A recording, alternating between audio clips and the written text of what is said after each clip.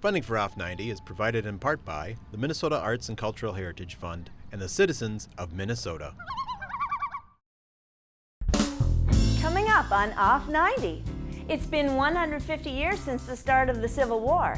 Be there as hundreds gather in Wasioja to help keep history alive. Get lost inside the photorealistic drawings of Austin native Elizabeth Johnson. And great art inspired by water. Tour the magnificent Minnesota Marine Art Museum in Winona. It's all just ahead, Off 90.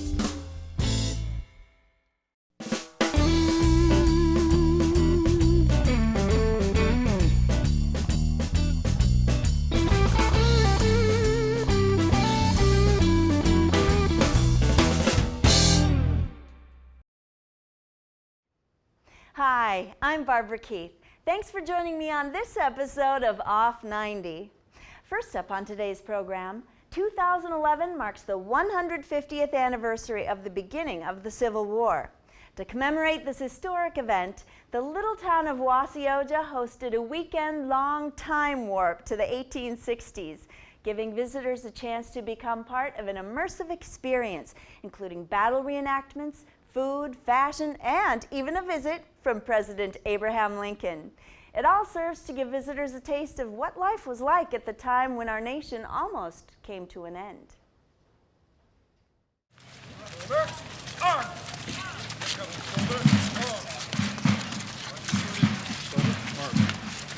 I'll be honest, I've been teaching school for 27 years, and I thought I knew a lot about the Civil War. I found out I knew very little about the Civil War. We're not here to glorify war. Our goal here is to teach people, to show them what the life was like back then, what they went through and how they did it.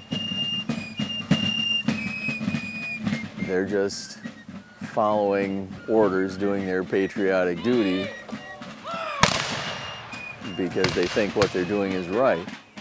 Whether they were north or south, they all felt the same thing.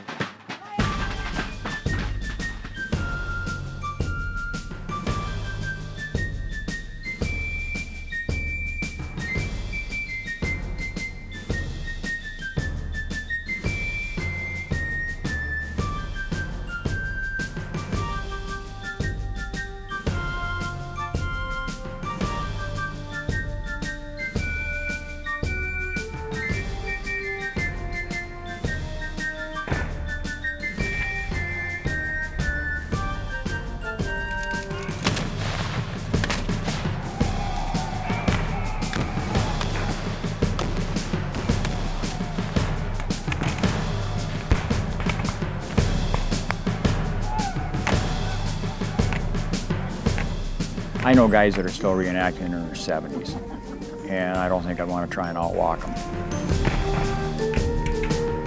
We have all different religions, definitely different political views, and we get along. There's something about it that brings, everybody together on it. Union by birth, Confederate by choice. That's about as easy as I can say it. For South Carolina, fall in! With the 1st South Carolina Volunteers, I portray Captain William Haskell. By the left reel, march.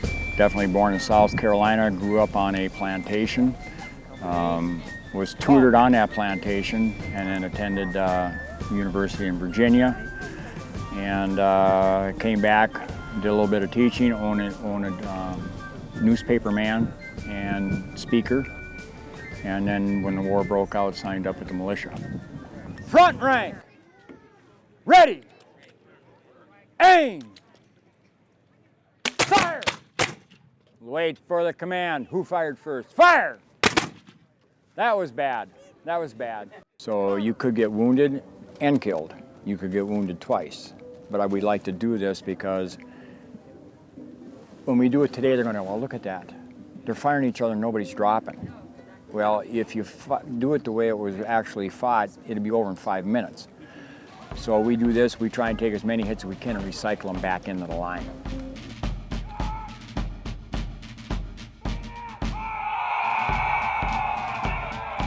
I think it's worth checking out. 105-degree heat, smoke in your eyes, the smell of sulfur, sunburns, heat stroke, mosquito bites, etc. And do that for 3 days and come home and say, geez, I had a great time. So I figure if there's a psychiatrist out there that can actually pinpoint how somebody could go through that in the course of a day and come up with a logistical reason for it, they could get an automatic free PhD.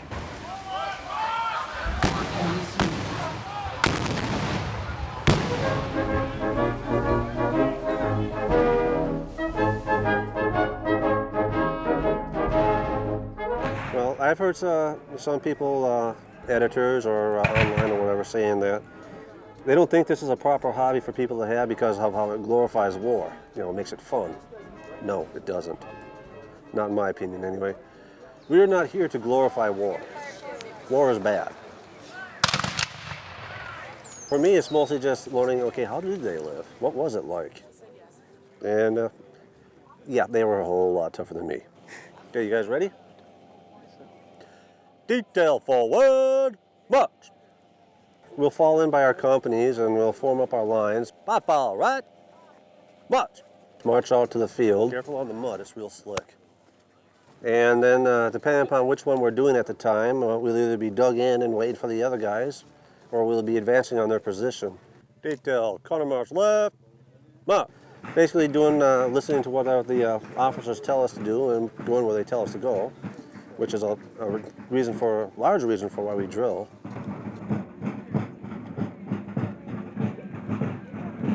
And you know, and then the question always gets asked, how do you know if you've been hit or not? Well, mostly we do that on an honor system. You know, if you look down the field and you see some guy, he's got you in his sights and you see the gunpowder go off, you know, I'll generally drop. You know, he's got me. So yes, it is a blank cartridge. There is no lead, nothing else besides the powder. But if you're not careful, you can still severely hurt someone. Well, reenactors, in my opinion, you know, for the most part, we're a pretty good bunch.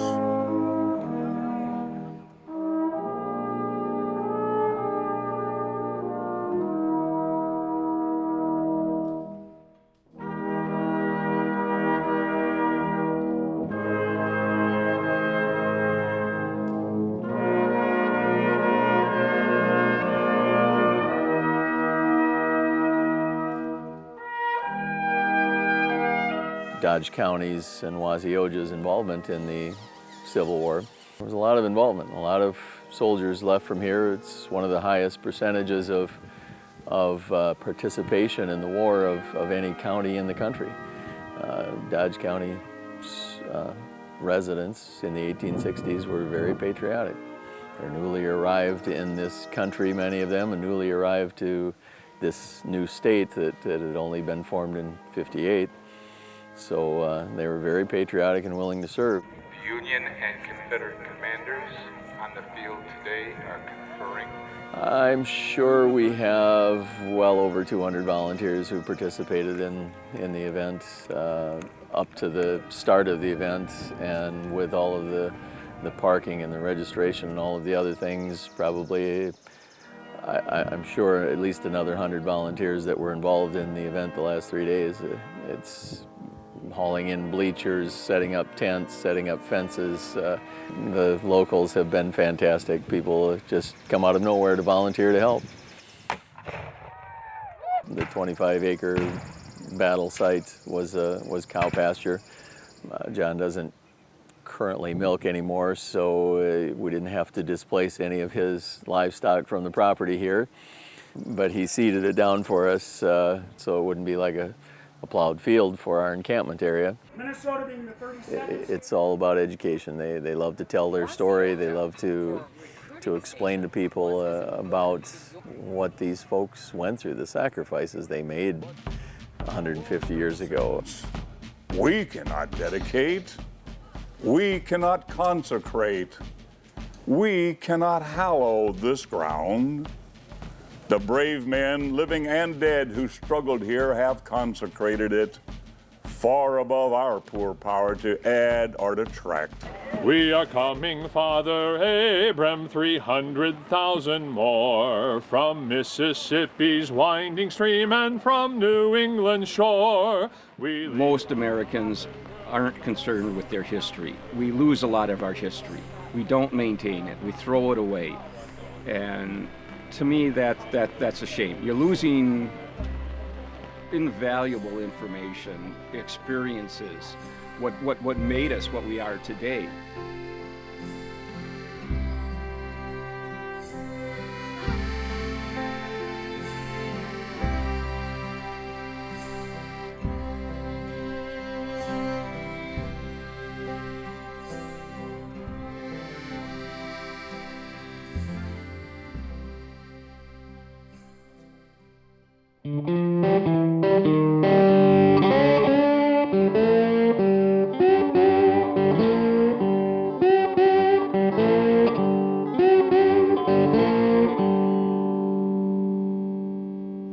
Taking three-dimensional objects and transforming them into lifelike two-dimensional drawings is not an easy task. Take a moment to enjoy the photorealistic drawings of Austin native Elizabeth Johnson, whose subjects seem to leap off the page while still giving the viewer a sense of mood and place.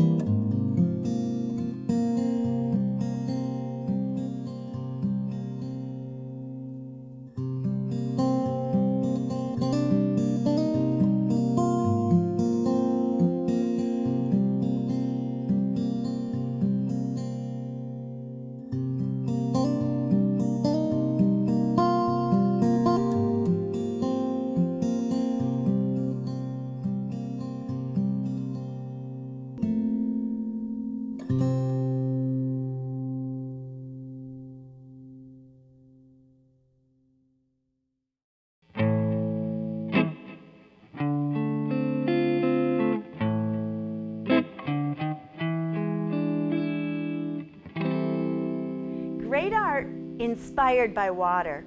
That's the mission of the Minnesota Marine Art Museum in Winona. A trip to the museum is an experience in and of itself, exploring the museum's gardens along the bank of the Mississippi and taking in all of the beautiful artwork inside.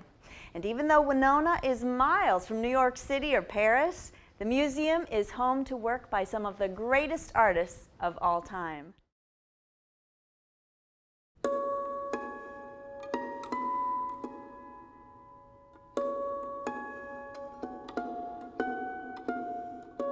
This region is connected to the water in a unique way. There's a real connection to the river here in a way that is, I think, unique to this area.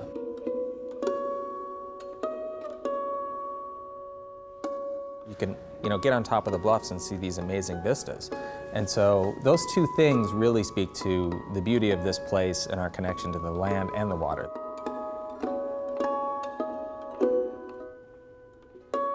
We're not downtown, for example, like many museums are. We want the connection to the river, our gardens, the landscape, the building, and the art inside.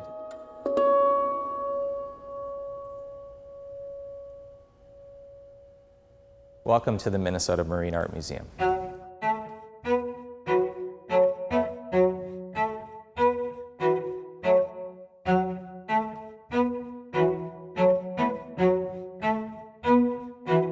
What is the Minnesota Marine Art Museum? We are a young museum. We opened in July of 2006 in Winona, Minnesota. Our facility and gardens are on the banks of the Mississippi River, and we exhibit great art inspired by water.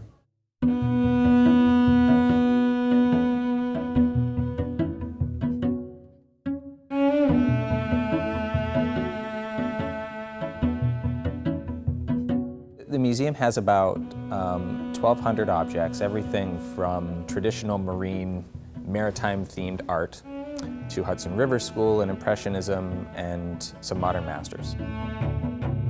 The constant theme between the collections and what we always show, there has to be some sort of element to rivertown culture, or whether it's a depiction of a body of water or a landscape that has water in it, or the culture that goes along with that. Those are some of the things that we're interested in showing. I think that's a unique thing. I guess I don't know of other art museums that are doing what we're doing.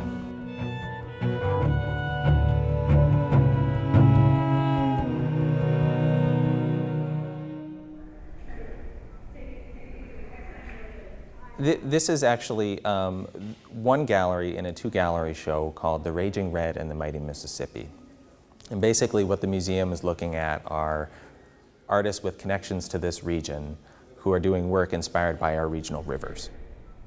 Most of the artists in this exhibition actually all of them have ties to this region, meaning Wisconsin, Minnesota, Iowa, North Dakota, and so forth. And so we're looking at diversity in artistic perspectives within those boundaries.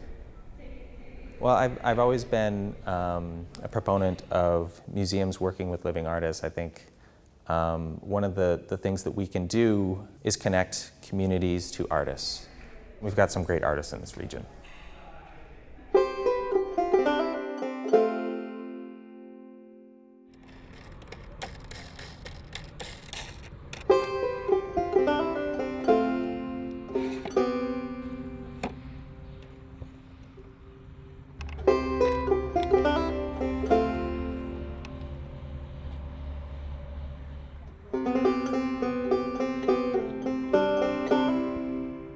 I'm Brian Stewart. I'm a plein air painter.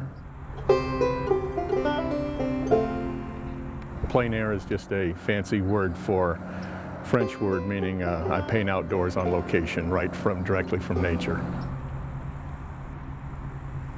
Well, I'm down here on the Mississippi River just south of Winona. This is one of my favorite places to paint. There's a lot of things that inspire me, but water has always been a favorite. It's the thing that life is made of. It's the thing that we're made of. You can't get by without water. It's everything. Having a piece or two in the Marine Art Museum is huge. You want to hang your work where it's important and where people will see it and take it seriously. So the Marine Art Museum is huge. There's nowhere that has an art museum like what Winona has. such a treasure and it's such an unexpected find in this area.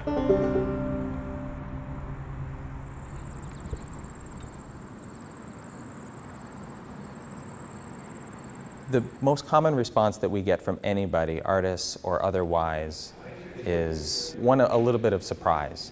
And most of that surprise is in relation to the historical collections, because they just don't expect to see that.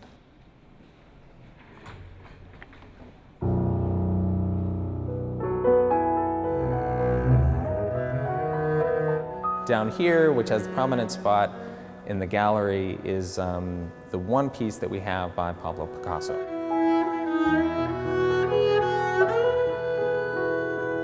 And the piece that, that is probably of the most historical significance to the collections is this one, which has somewhat of a quiet presence when you walk in, but people shouldn't look by it. It's because it's actually what we think could very well be Vincent van Gogh's first oil painting, which makes it incredibly significant. Any Van Gogh is significant because he produced so little work, but this one in particular is very significant. These two works are substantial and beautiful works by Claude Monet, which we think of as, you know, almost a household name of Impressionism. So I would say those are probably some of the more famous, though, would be the Picasso, Van Gogh, and Monet.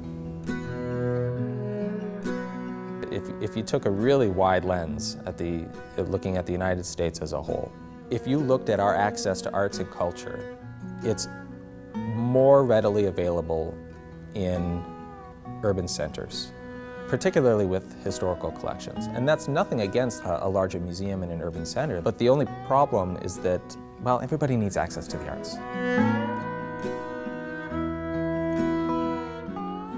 I don't think I've ever been to a museum in rural America that had this substantial of a collection. That's something that's pretty darn special to me.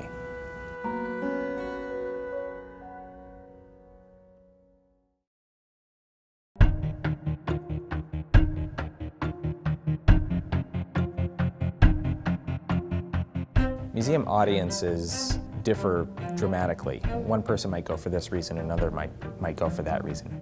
I think no longer do people necessarily, in younger generations, go to see a specific work of art. But younger generations are interested in meaningful and authentic experiences. You could take music, for example, and how music is traded as a commodity and it's digital now. But what you're losing there is the authenticity in the actual object, which makes the object more valuable. This object has value because it was created with passion and with sincerity and attention to detail. It's all a part of an experience of visiting a museum.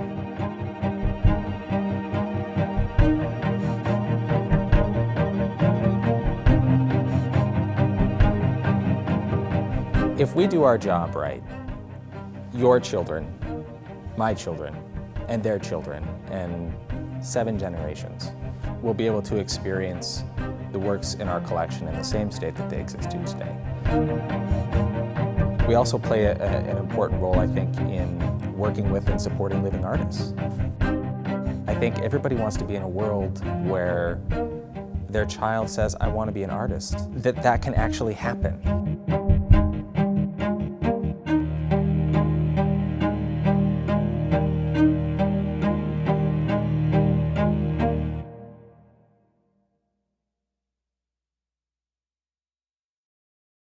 That's all for this episode of Off 90.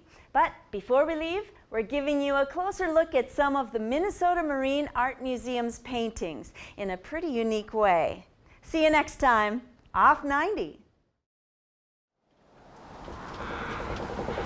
Oh, times were hard and the wages low.